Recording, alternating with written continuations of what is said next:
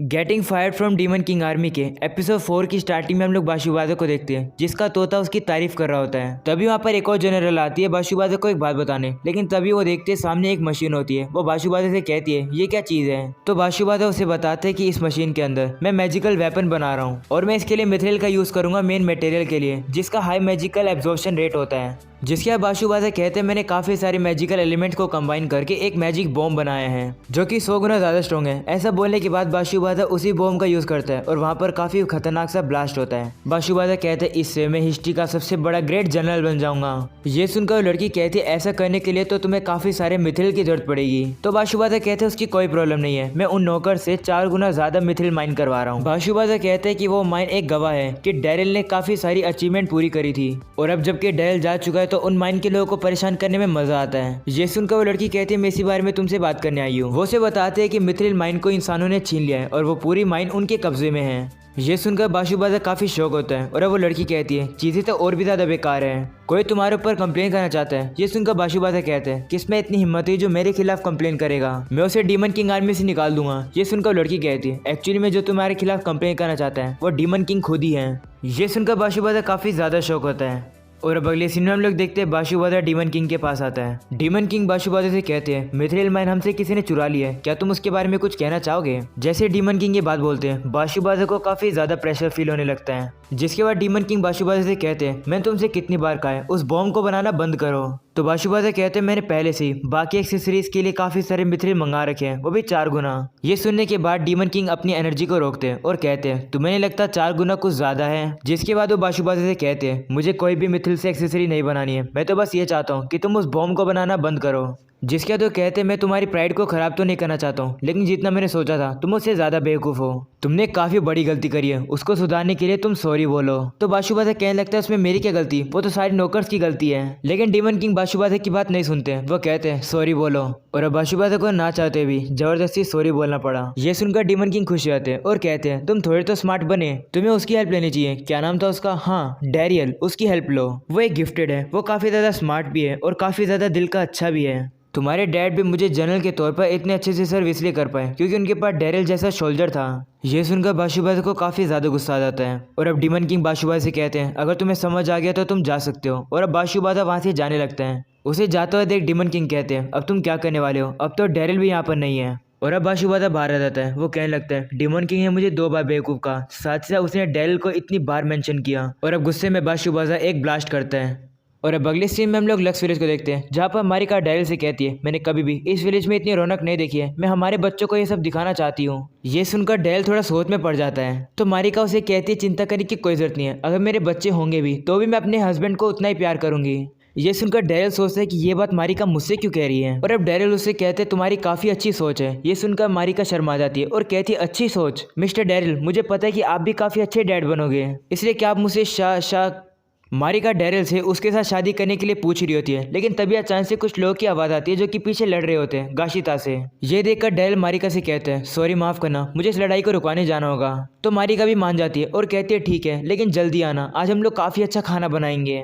वहीं डैरिल मन में सोचता है कि मुझे ऐसा क्यों फील हो रहा है कि मारिका मुझसे कुछ खतरनाक सा कहने वाली थी, लेकिन शायद ये मेरी इमेजिनेशन है, छोड़ो इस बात को। जिसके बाद हम लोग देखते हैं गाशिता कुछ लोगों से लड़ रहा होता है। तो डैरिल जाकर उसको पकड़ लेता है और उससे पूछता है क्या हुआ। तो गाशिता कहते हैं कि ये एडवेंचरर हमारे विलेज के एडवेंचरर को फेक कह रहे हैं। ये सुनकर वो एडवेंचरर अपना नाम फिटबिटिन बताता है और बताता है कि मैं कैंपबेल टाउन के एडवेंचरर ग्रुप का लीडर हूँ। वो डैल से कहता है कि मैंने सुना है कि इस विलेज के अंदर से 2 ही एडवेंचरर हैं, तो क्या तुम उन्हीं में से एक हो। तो डैल कहता है हाँ, और वो अपनी रैंक दिखाकर कहता है मैंने सिर्फ अभी शुरू किया एडवेंचरिंग करना। ये सुनकर फिटबिटन हंसने लगता है और कहता है बस डी रैंक, लगता है मैंने जो अफवाह सुनी थी वो अफवाह थी। जिसके बाद वो कहने लगता है मैंने सुना है कि तुम दोनों ने वापस से मिथ्रिल माइन को अपने कब्जे में कर लिया, आखिरकार तुमने कौन सी ट्रिक का यूज किया।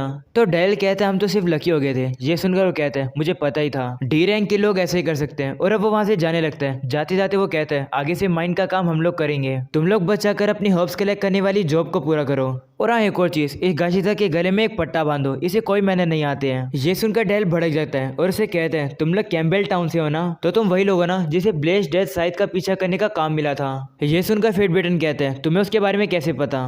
तो डेरिल उसे बताता है कि वो मॉन्स्टर हमारे एरिया में आ गया था। डेरिल कहता है मैंने सुना था कि कैम्पबेल टाउन के एडवेंचरर्स उस मॉन्स्टर को पकड़ने में फेल हो गए, जिस कारण से वो मॉन्स्टर हमारे लक्स विलेज के एरिया में आ गया। और जिस मॉन्स्टर को पकड़ने में तुम लोग फेल हो गए, गाशिता ही वही पर्सन है जिसने सबसे पहले उस मॉन्स्टर को यहाँ पर देखा था, इसलिए उसको पट्टा बांधने की कोई जरूरत नहीं है। ये सुनकर गाशिता डेरिल का और ज्यादा फैन हो जाता है और वो सभी को बताता है कि मेरे बड़े भाई डेरिल ने ही उस मॉन्स्टर को हराया था। ये सुनकर फिटबिटन भी शौक हो जाता है और बाकी लोग भी शौक हो जाते हैं। वो लोग डेरिल के बारे में बातें करने लगते हैं। वही डेरिल सोचता है कहीं इस कारण से लड़ाई और बढ़ ना जाए। और अब डेरिल सभी से कहने लगता है मैंने तो सिर्फ ऐसे ही कर दिखाया था, वो इतनी बड़ी बात नहीं है। ये सुनकर फिटबिटन को छोड़कर फिटबिटन के बाकी टीम मेंबर्स और सारे लोग डेरिल को उठाकर हिप्पी पूरे करने लगते हैं। वही डेरिल मन में कहने लगता है कि घर जाने के बाद मुझे पता चला कि फिटबिटन की पार्टी थी जिसने गलती कर दी थी, उसी कारण से वो मॉन्स्टर हमारे लक्स विलेज में आ गया था। और अब अगले सीन में हम लोग गिल्ड में गाशिता को देखते हैं जो कि काफी ज्यादा पिया होता है। वो मारिका से कहने लगता है फिटबिटन नाम का एडवेंचर बड़े भाई डेरिल के इंसल्ट कर रहा था। ये सुनकर मारिका काफी ज्यादा गुस्सा हो जाती है और अपना नाइफ निकाल लेती है और कहती है मैं उसे छोड़ूंगी नहीं। वहीं पर मारिका के डैड उसे कहते हैं शांत हो जाओ, ऐसा होता रहता है, लेकिन मारिका मान ही नहीं होती है तो डेरिल उसे पकड़ लेता है। वहीं मारिका कहती है आखिरकार उसकी हिम्मत कैसे, मिस्टर डेरिल मेरे हस्बैंड की बेइज्जती करने के लिए, मैं उसे छोड़ूंगी नहीं। ये सुनकर डेरिल शॉक होता है और कहते क्या हस्बैंड? तो मारिका कहती नहीं नहीं मेरा ये मतलब नहीं था, मैं तो फ्यूचर हस्बैंड की बात कर रही थी। और अब मारिका शर्माते हुए वहां से बाहर मार के चली जाती है। और अब हम लोग देखते हैं गाशिता डेरिल के पास आता है और कहते हैं मेरे साथ ड्रिंक करो ना, जिसके बाद तो गिल्ड मास्टर से पूछते हैं हम तो यहाँ पर विलेज रेस्टोरेशन कैसे चल रहे हैं उसके बारे में बात करने आए हैं, है ना। तभी डेरिल के मुंह से गलती से डैड निकल जाता है। उसे सुनकर गिल्ड मास्टर कहते हैं प्लीज मेरी बेटी का ख्याल रखना। ये सुनकर डेरिल कहते हैं मैं ये नहीं कहना चाहता था। वहीं गाशिता ज्यादा नशे में होता है। वो कहने लगता है मेरे बड़े भाई डेरिल से सिर्फ मैं ही शादी कर सकता हूँ। ये सुनकर डेरिल कहता है वाह, और अब बाकी लोग ताली बजाने लगते हैं। और अब अगली सुबह हम लोग एक बंदे को देखते हैं जो कि सेंट्रल गिल्ड से आया है। उसका नाम बीचफेड होता है। वो डेरिल से कहने लगता है मैं गिल्ड की तरफ से नौकर के साथ नेगोशिएशन करने आया हूँ, लेकिन वो नौकर मेरी बात ही नहीं सुन रहे हैं, वो मुझसे डर रहे हैं। वो कह रहे हैं कि वो सिर्फ डेरिल की ही बात मानेंगे। आखिर ऐसा क्यों है? वो नौकर तुम पर ही ट्रस्ट क्यों करते हैं? तो डेरिल कहते हैं कि वो मुझे अपना सेवियर समझ रहे हैं क्योंकि मैंने उन्हें डीमन से जो बचाया था। ये सुनकर बीचफेड कहते हैं अगर ऐसी बात है तो क्या तुम मेरी उनसे बात करा सकते हो? तो डेरिल कहता है अगर उनके साथ नेगोशिएशन फेल हो गई तो उनके साथ क्या होगा? जिस पर बीचफेड कहता है कि हमारे नौकर के साथ कोऑपरेशन करना काफी जरूरी है, लेकिन मैं उन्हें फोर्स नहीं करना चाहता हूँ, इसलिए मुझे तुम्हारी हेल्प की जरूरत है। तो डेरिल थोड़ा सोचता है और अब उससे कहते हैं ठीक है मैं तुम्हारी हेल्प करूंगा। और अब अगले सीन में हम लोग देखते हैं वो लोग माइन में आ जाते हैं जहाँ पर डेरिल सभी नौकर से कहते हैं एक बार बीचफेड की बात सुन तो लो। तो सारे नौकर भी डेरिल की बात काफी इजीली मान जाते हैं। ये देखकर बीचफेड काफी ज्यादा शौक होता है और अब वो डेरिल का शुक्रिया करता है और कहता है बाकी का मैं अपने आप हैंडल कर लूंगा। और अब अगले सीन में हम लोग देखते हैं डेरिल घर की तरफ जा रहा होता है। तभी उसे फिटबिटन की पार्टी मिलती है और उनसे पूछते हैं तुम लोग यहाँ पर क्या कर रहे हो? जिस पर वो कहते हैं कि वो यहाँ पर बॉडीगार्ड क्वेस्ट कर रहे हैं, यानी बॉडीगार्ड की ड्यूटी। तभी अचानक से आसमान में एक स्पेल होती है और उसमें एक आवाज़ आने लगती है। वो आवाज़ कहती है नौकर डीमन किंग ने तुम्हें माफ़ कर दिया, इसलिए वापिस आ जाओ। वहीं डेरिल भी इस आवाज़ को पहचान जाता है और वो काफ़ी तेज स्पीड में इस आवाज़ का पीछा करता है, जिसके बाद वो कहने लगता है मैंने रियलाइज़ किया है कि अगर मैं अपने ऑरा को अपने वेपन के ऊपर भेजने की बजाय अपने ऊपर अपने ऑरा को रैप करूंगा तो मैं काफ़ी तेज से दौड़ पाता हूँ। वहीं डेरिल देखता है कि यहाँ पर ज़्यादा सोल्जर नहीं होते हैं। वहीं वो लोग डेरिल को देख लेते हैं और वो रिजर्ट को बताते हैं कि यहाँ पर ह्यूमन एडवेंचरर आ रहा है। तो रिजर्ट अपनी पावर को यूज़ करके डेरिल के सामने एक वॉल बना देता है और कहता है कि हमें तुमसे लड़ने का कोई भी इरादा नहीं है, इसलिए पीछे हट जाओ। तभी डेरिल रिजर्ट से कहने लगता है ये मैं हूँ। वहीं पर रिजर्ट ये देखकर काफ़ी हैरान होता है और वो अब डेरिल को गले लगा लेता है और रोने लगता है, जिसके बाद वो कहते हैं तुम्हारे जाने के बाद चीज़ें काफ़ी बेकार हो गई। वहीं ये देखकर डेरिल भी खुश होता है। वो कहने लगता है हक तो इस तरीके का होना चाहिए, ना कि जैसे मारिका करती है। जिसके बाद रिजर्ट डेरिल से कहने लगता है क्या तुम यहाँ पर इसलिए आए हो क्योंकि तुम मुझ पर गुस्सा हो? क्योंकि जिस दिन तुम्हें निकाला गया था तब मैंने तुमसे काफ़ी बुरी बुरी चीज़ें कही थी। मैं उस टाइम पर तुम्हारी इंसल्ट नहीं करना चाहता था। तो डेरिल उसे कहते हैं चिंता मत करो, इसमें तुम्हारी कोई भी गलती नहीं है, एक्चुअली मैं एक इंसान हूँ। और अब हम लोग देखते हैं डेरिल रिजर्ट को सारी बातें बता देता है और कहता है इस बात को हमारे बीच में रखना, किसी को बताना मत। तो रिजर्ट भी मान जाता है। जिसके बाद डेरिल उससे पूछते हैं तुम यहाँ पर क्यों आए हो? तो रिजर्ट उसे कहता है तुम्हारी वजह से, जब से तुम आर्मी छोड़कर गए हो तब से आर्मी नीचे गिरती जा रही है। जब तुम आर्मी में थे तब तुम बाशुबाजा के सारे ऑर्डर माना करते थे, साथ साथ तुम हमें मैक्सिमम सपोर्ट प्रोवाइड किया करते थे। लेकिन अब तुम्हारे आर्मी छोड़ने के बाद चेन ऑफ कमांड टूट चुका है और आर्मी का हर एक बंदा किसी न किसी बात पर फ्रस्ट्रेटेड है। इसी कारण से डीमन किंग ने बाशुबाजा के ऊपर एक्शन लेने शुरू कर दिए हैं और बाशुबाजा अपने गुस्से को जिससे भी मिलता है उस पर उतारता है। रिजर्ट कहता है कि हमें ऑर्डर मिले कि हम लोग माइंड को टच नहीं करेंगे। ये सुनकर डेरिल पूछता है तो तुम यहाँ पर क्यों आए हो? जिस पर रिजर्ट कहता है कि मुझे डीमन किंग ने खुद परमिशन दी है कि मैं नौकर्स के पास जाऊँ, उनका हालचाल पूछूं और उनकी कोई भी प्रॉब्लम हो उन्हें सोल्व करूँ।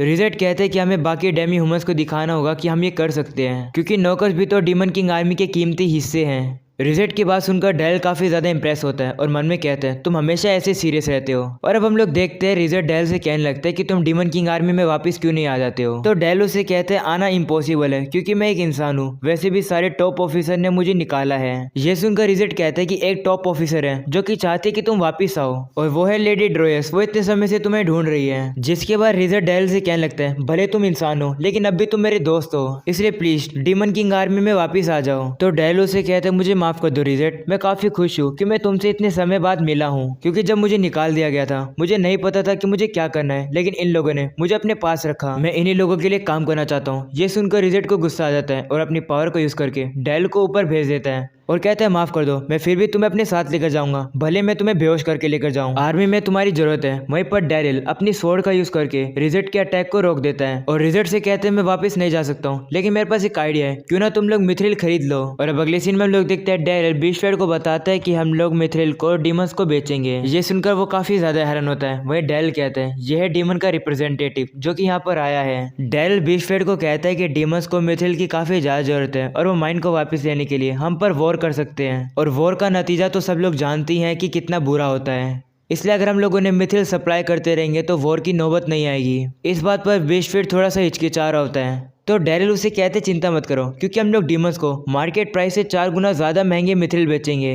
ये सुनकर बीस्टफेड कहते हैं वो लोग इतने महंगे थोड़ी खरीदेंगे। तभी रिजट उसे कहते हैं हम लोग खरीदेंगे क्योंकि हम लोग को मिथिल का स्टॉक जल्द से जल्द भरना है, और वैसे भी अगर कोई भी सोल्यूशन नहीं निकला तो हमें वॉर करनी होगी, जो कि मैं नहीं चाहता हूँ, इसलिए हम लोग इस मैटर को पैसों से ही सॉल्व कर लेंगे। ये सुनकर बीस्टफेड थोड़ा सोच में पड़ जाता है। तभी बीच में फिटबिटन बोल पड़ता है और कहता है मैं इस बात के अगेंस्ट हूँ, ये डीमन सब हमसे हमारे मिथिल खरीदेंगे क्योंकि अब उनके पास मिथिल का कोई भी एक्सेस नहीं है। फिटबिटन कहने लगता है कि नेगोशिएशन करने के लिए काफी ज्यादा लेट हो चुका है। ऐसा बोलने के बाद वो अपने तलवार को निकाल कर रिजट के ऊपर मारने वाला होता है, लेकिन तभी डेल उसे अपनी शील्ड से रोक लेता है और रिजट को बचा लेता है। डेल कहता है यही एक सोल्यूशन है अगर हम लोग नहीं चाहते लोगों का खून बहे। ये सुनकर फिटबिटन बीस्टफेड से कहते हैं कि ये नेगोशिएशन बिल्कुल बेकार है। तो बीस्टफेड उसे कहने लगता है कि तुम बीच में दखलंदाजी क्यों कर रहे हो, तुम तो एक बॉडीगार्ड हो, तुमसे किसने कहा है अपनी एडवाइस देने के लिए। ये सुनकर फिटबिटन चुप हो जाता है। जिसके बाद बीस्टफेड डेल से कहता है आगे बोलो। तो डेल उसे कहता है कि तुम इस डीमन के ऊपर ट्रस्ट कर सकते हो, इसलिए मैं इसे यहाँ पर लाया हूँ। ये सुनकर बीस्टफेड थोड़ा सोचता है और अब वो रिजट से कहते हैं ठीक है हम लोग तुम्हें अपने मिथिल शेयर करेंगे। ये सुनकर डैरिल और रिजट काफी ज्यादा खुश हो जाते हैं। वही हम लोग फिटबिटन को देखते हैं जो कि अभी काफी गुस्से में खड़ा है। और अब अगले सीन में हम लोग देखते हैं रिजट डेल को शुक्रिया करता है क्योंकि डेल की वजह से ही रिजट नौकर से माफी मांग पाया। तो डेल उसे कहते हैं कि शुक्रिया तो मुझे तुम्हारा करना चाहिए, अगर तुम यहाँ पर नहीं होते तो मेरी डील स्मूथली नहीं जाती क्योंकि इंसान और डीमन दोनों मेरे लिए काफी कीमती हैं। डेल कहने लगता है जब मैं बेबी था तब अगर मुझे लॉर्ड ग्रैंड वर्जर एडॉप्ट नहीं करते तो अब तक तो मैं मर भी जाता, इसलिए मैं चाहता हूँ कि भले कोई इंसान हो या फिर कोई डीमन हो, मैं चाहता हूँ कि सभी लोग मिलकर एक साथ रहें। और अब अगले सीन में हम लोग देखते हैं बीस्टफेड डेल से कहने लगता है कि इस विलेज के अंदर मिथिल की वर्कशॉप है जो कि बंद पड़ी है और मैं चाहता हूँ कि तुम उसे रिवाइव करो। और अब डेल उस वर्कशॉप के पास पहुंचता है जहाँ पर उसे पता लगता है कि फिटबिटन पहले से वहाँ पर कोई काम करा रहा है। वो डेल को देखकर काफी अजीब फेस बनाता है। उसे देखकर डेल सोचता है कि क्या ये लोग अभी से यहाँ पर कुछ कर रहे हैं। और इसी के साथ हो जाता है ये एपिसोड खत्म। अगर आप लोगों को पसंद आए तो लाइक करके जाना, चैनल को जरूर सब्सक्राइब करना। मिलते हैं इसके नेक्स्ट एपिसोड में, तब तक के लिए पीस आउट।